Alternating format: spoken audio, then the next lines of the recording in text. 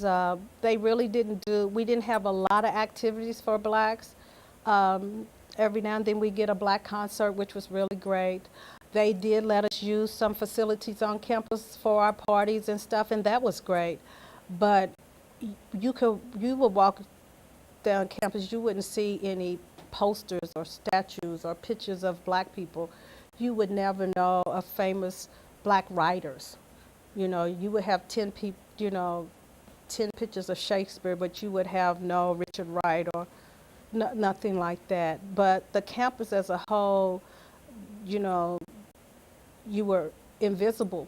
You were on campus, but as far as the campus embracing and showing that every poster, brochure, every flyer never had any black people in it. But they still allowed us to um, use the facilities, but the campus police was really hard on, you didn't want to, no, no. If the police was called, we knew there would be some issues. I remember one time a kid was shot repeatedly, black kid at the end of campus. And I remember some other kids, some other guys being beaten, held at gunpoint. And but I didn't think it was really good. But if you kept it was the 70s. It was the early 70s after the civil rights movement. I was just glad that, they had the number of blacks we had. We had about 300 blacks, 7,000 students, but I didn't think it was very good. Brother Gore, he was the rock. He really kept that race thing at a minimum. Like I said, it was some things that wasn't really good, but I stayed out 4 years. It was never any hate.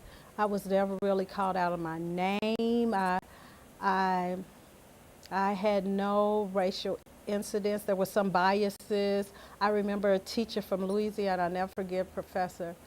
He said, "I'm going to call you a nigger. Don't get offended. That's just what we do." And I was like, oh my God, this is not the class for me. He said it may slip out. I was like, he was so casual about it. I go, okay, I'm not going to be able to do this. And I just withdrew. But other than that, all the teachers, none of them, they were really great about it. It was just the campus that really, you would, I felt like I was invisible as far as campus life. I did. But I'm sure it seems like it has changed tremendously. It seems like it has. So it must have been a surprise when your white roommates, you all did so well together. I told you it was amazing to me. It really was, because we had no white friends. All the blacks had very few white friends. I had two teaks that I shot pool with all the time. Two teaks. Um, I had we had very few white friends. Very, very, very, very, very, very few. Very few. Very few. Was not. Few. Yeah. No. And really only very few African American faculty. Yes, it was very limited. Dr. Jackson, he teach the history course. Mr. Mays, that's the only two I can remember. Like it was, and Brother Gore, who was like a dorm resident, and then he became something I don't even know. I think he was something of minority affairs or something maybe at that time. It was just three, so you really didn't have any. Yeah, but it was the 70s. It's really not that. Yeah, but it's so different now.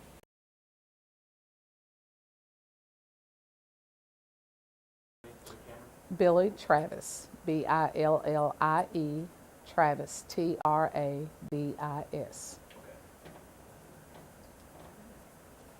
Tell us a little bit about where you're from and how you came to choose Morehead State. Wow, that's a good question. I am originally from Stamping Ground, Kentucky. That's a real city, population 600, still 600. Came to Morehead. I had a guidance counselor at Scott County High School that had gone to school here, Karen Booth, and talking about schools, and I got a scholarship, and she said, let's check out Morehead. So she brought me down here once, and I fell in love with it and enrolled, and rest is history. First person from my family to go to college, and that was a big thing for my family. So I was real excited that I was blessed enough to come here. What was your major? And my major is elementary education. Been teaching ever since I got here, teaching before I got here, and still at it. They told me I need to retire, but I'm not going to. No. So you were here from 76 to 80? 76 to 80. Mm-hmm. What was your campus experience like? I remember when my parents brought me, I had 2 suitcases. And when they left, and I was always an independent type person, when they left, and I shed a couple of tears and met a couple of friends, and it's just been a blast ever since. I was staying in Waterfield, and at that time, that whole community bathroom thing sort of scared me, but I got over that. So I got to share a shower with 100 people. I didn't have a concept of what that meant. I had been here. I'd been back up. I had to tell you the truth. I came here for, back then they called it Girls State. I think now it's called something else, Honor Society. But then I wasn't staying in Waterfield. I was in McNaughton or something like that, so I had my little private bathroom. So that was a culture shock. But other than that, I enjoyed every bit of it. Didn't go home. No, I take that back. I did go home Labor Day, and to get more stuff. So, but it was pretty cool. And my parents brought me down for orientation, I think, and then dropped me off. And except for coming back a couple times to pick me up, I was pretty much on my own. And it's a wonderful experience. Living in a dorm life was different, but it's a wonderful experience. Why did you join the Black Gospel Ensemble?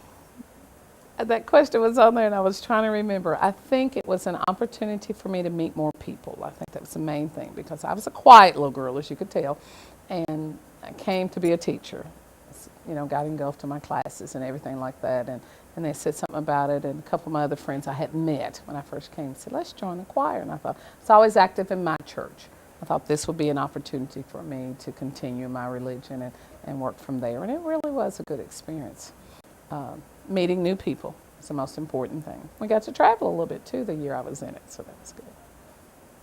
Never could carry a tune, but I pretended. Several people have mentioned the travel with the Black Gospel Ensemble. Was there a trip that you particularly remember? I was from a small town. Never gone anywhere. Our church had gone to Cincinnati Zoo. That was the extent, from Stamping Ground to Cincinnati Zoo, an hour and 15 minutes away. And the first trip was, I don't remember the exact date. I want to say it was around October, November. We went to New Jersey and we went to Atlanta. I can't remember the order, and I'm sorry. I can't remember, but that to me was the coolest thing in the whole wide world, because I hadn't been anywhere.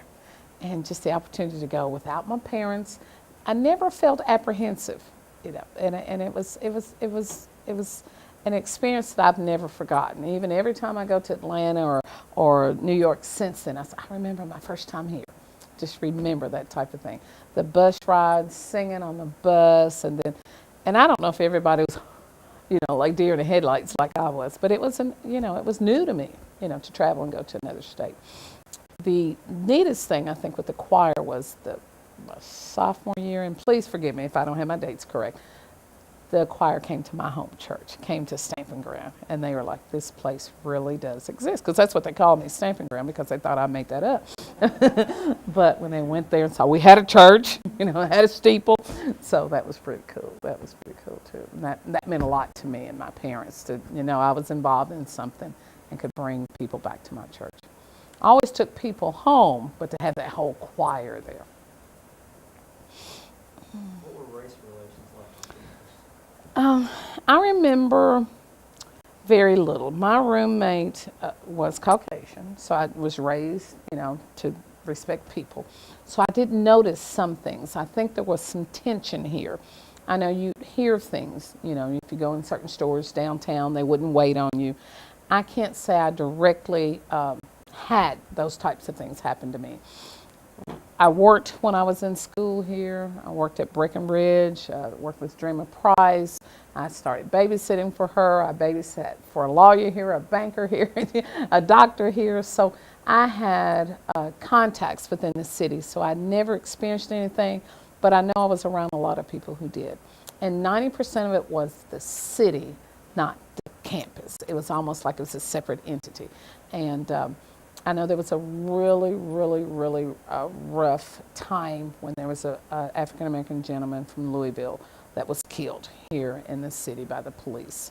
And it caused a lot more tension, but it died down. No one ever really knew the story, and it made us nervous for a while. And it really made my hometown people nervous because, you know, you hear what's on the news and not know what's going on. But I was blessed that I never encountered anyone being directly rude to me or anything like that.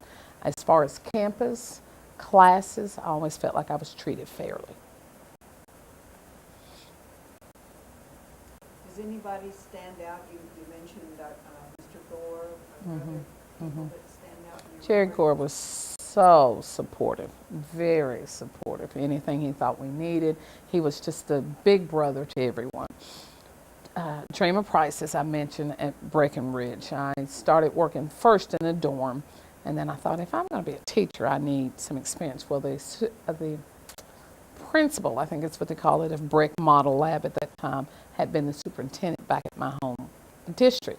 And so I went in, Dr. Burns, I would like to work at the school, and got in. And Dreamer just, you know, I was started typing and filing, and by the second semester I was teaching reading groups, so I started teaching as soon as I got here. I was subbing for them when it's time for me to student teach. You know, everybody wanted me to student teach for them because I'd had the experience, but they wanted me to be, you know, in a public setting, so I didn't have a problem with that. But she was my sister. You know, I enjoyed her tremendously. I've got to make sure I go see her. I will see her at the end of this month at a meeting. I'll tell her. I haven't seen her in a couple of years. She's going to get me. But I'm going to try to ride out and see her tomorrow. Yeah, she's wonderful. Kay Freeland, she was across the hall. You know, just had a wonderful time at Brick. Is there anything that you would want to tell us that we didn't ask? Morehead is an awesome place. I don't care what anybody says. It's a wonderful school if you want to come and get an education, especially if you want to be a teacher. Now, I can't, you know, don't know a lot about what's going on here. I've had a couple student teachers from this area because I've been in the profession so long. I've been back to speak to, you know, prospective teachers, and it sounds like you all are doing still a wonderful job in preparing people for the classroom. Morehead is diverse enough, I think, for any race. I think they have open arms on campus. I really felt that way, and I love Dr. Andrews. He's just wonderful, man. I've tried to, you know, stay involved a little bit. It's hard when you have family and everything, but Morehead is just a dynamic place.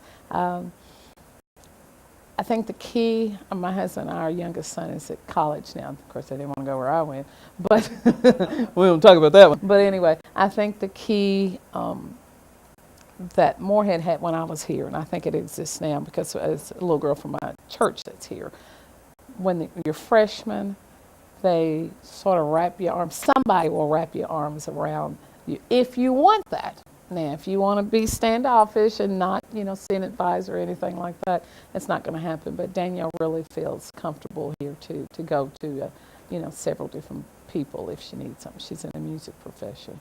So it's a great school. I was talking to a teacher before I left today. Said, I'm going to a reunion. And her son's coming to Morehead, so we're working on a date so I can bring him down. So cheerleader for Morehead. Well, good. We are too. Yeah. I've been here a little over 20 years. Really? Okay, so you came right after I left then. I really like it. It's beautiful this time of year too. Beautiful place. If you're not from here, it's a place to ride and see.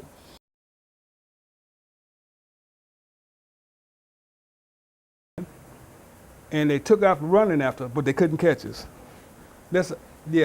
We came here for the first time in 1979. My husband was assigned an ROTC Oh, wow. here. Mm-hmm. And I remember there was a lot of that. Oh, yeah. And my kids were little then, and that used to scare me to death. And I think they were afraid to be on campus anymore. Mm-hmm. They were somewhere. Black Mountain always Yeah, heard. yeah. Well, see, back in the 70s, I say between 75 and probably 77, they used to burn a cross, and you could see it from the campus. Let's wait, what do you need? I've already started. Oh, you got it, okay. And you could see it, especially if you go for squales or to the movies. And most of the African American students, we always go to the late movie. And one particular evening, I guess they come down from the mountains. They must have drunk some moonshine or something. So they had the big rebel flag out, and it was right next to the police station. There was a bar right next to the police station, and it was unbelievable. And we thought we was gonna get lynched and everything. So we went to the movie, and as soon as the movie was over, we seen them over. They was right up, and we said, man, on the count of 3, we got to run like hell. So if it's anybody that's got heart problems, luckily everybody was in shape. So we took out running, and we made it to Aduc, and just so happens the police was coming down to what's called. That's the only thing saved us. That was, I thought I was gonna die. That was unbelievable. Unbelievable. But I have met so many good people when I was going to school here. The Herbie Stampers and the Phil Simses. That was beautiful, beautiful. I enjoyed my whole 4 years here at Morehead State. Loved it. Talked about it a lot. Where did you come from? Well, I previously, I transferred in from Kentucky State University, and I live in Lexington, and I attended Lafayette High School. And my cousin that's going to do the service Sunday, Mr. Clifton Gay, he told me, man, why don't you come to Morehead? I said, man, I don't know, man. That's up in the hills, man. I'm kind of scared. So I came for a visit, and I liked it, and I just enrolled. And I loved it. I cried like a baby when I graduated. When he gave me that diploma, I cried like a 3-year-old. I did not want to leave. It was so much fun. And it had so much tradition. I don't know, I hope this don't sound X-rated, but they used to, back in the 70s, used to have panty raids. The guys was on Saturday, would go to the girls' dorm, and they would throw out their panties, their biggest panties they ever had. And then the next day, the girls would go to the guys' dorm, and they would throw out whatever. So I don't know if they still do that or not, but that was a Morehead tradition. That was a Morehead tradition. If I have any questions, feel free to ask. I'm full of talk. And your major was health and recreation, did you say? And PE, my minor was PE. So I was pretty much with all the athletes. Yeah.